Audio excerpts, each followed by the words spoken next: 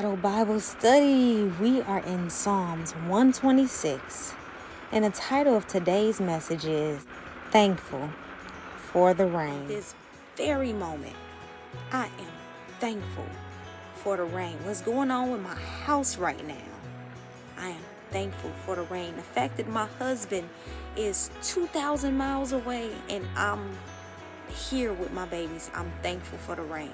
The fact that my babies are here, period, and they're alive. They're alive. But you know what?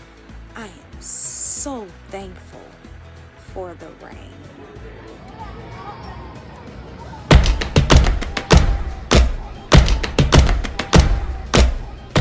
Proverbs 31.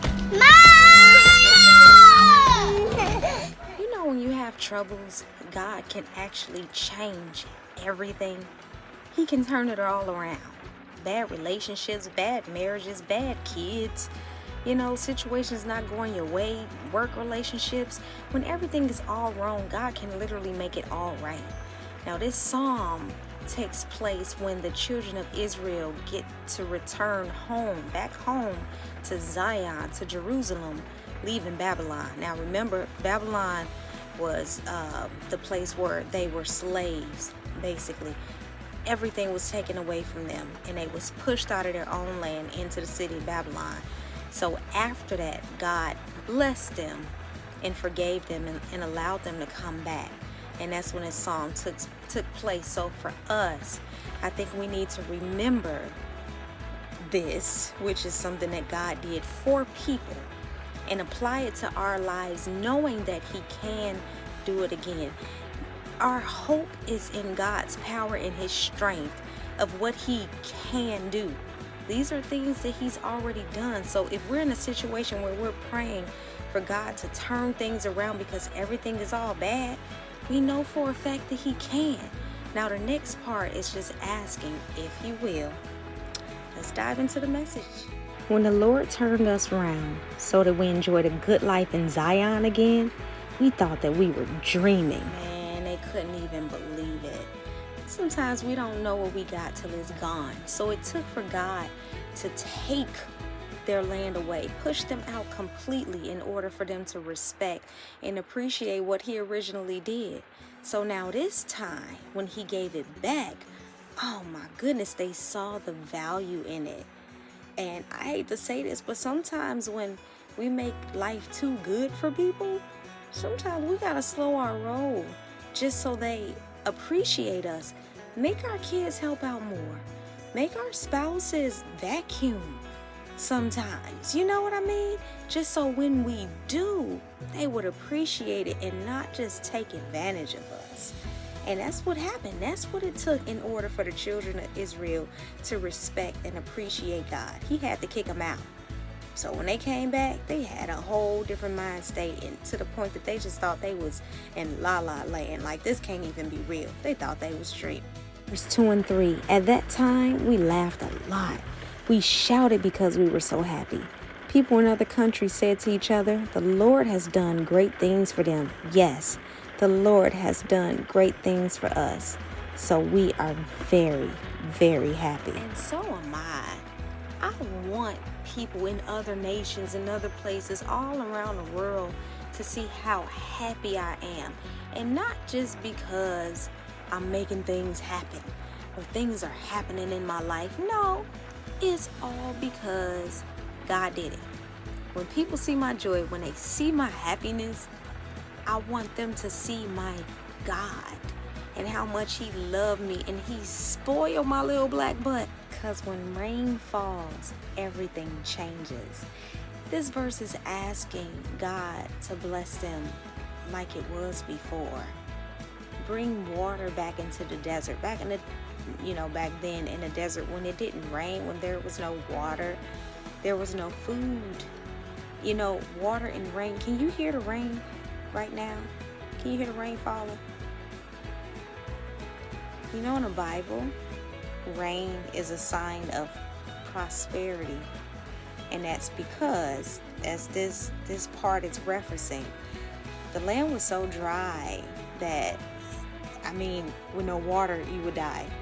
And not just that, they couldn't properly water their plants and their crops, so they had to work even harder just to get a harvest. Sometimes they didn't get a harvest at all. So they're asking God, like, make it like it was before, where there was water in the desert. Because when we have rain, that means we are prosperous. Now, metaphorically, I want you to think about that.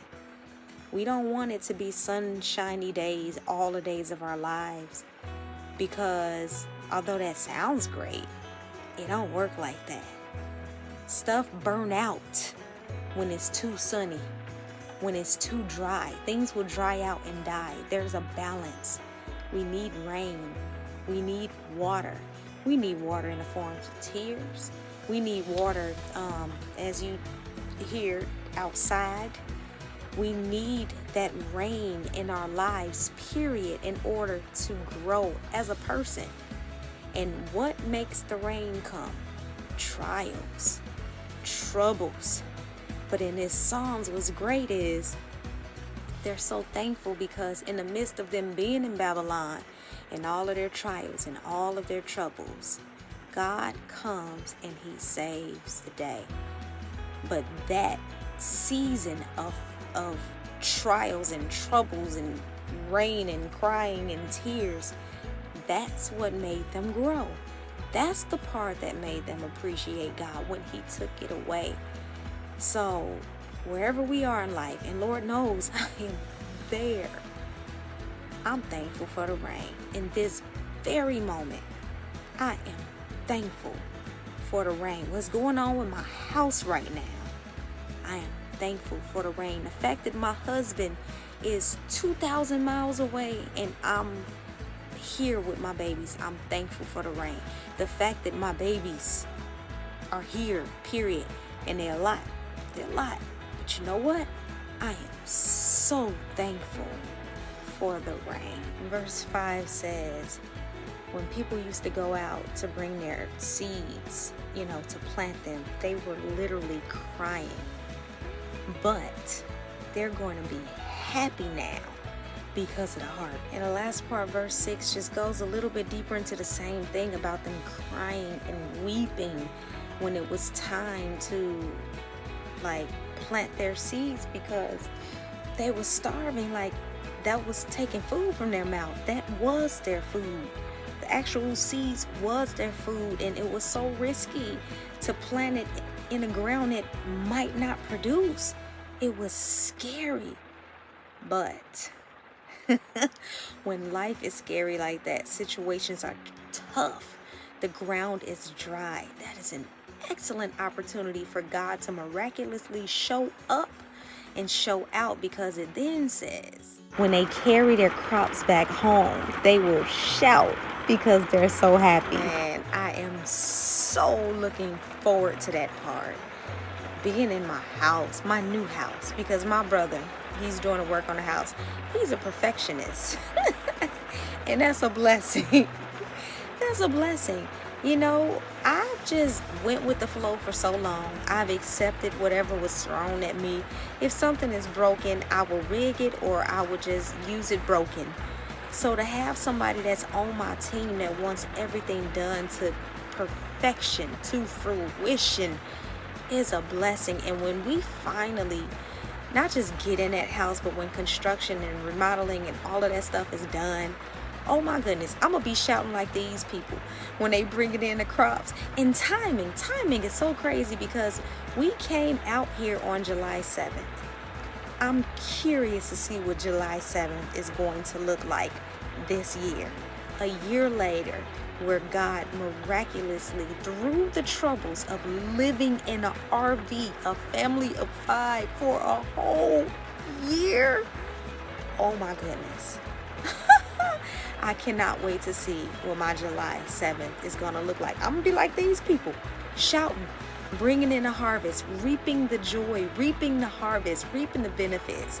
And on that note, you know what? Even though I ain't there yet, I'm going to praise now. So I'm going to end this message with a praise break. God bless. Good night.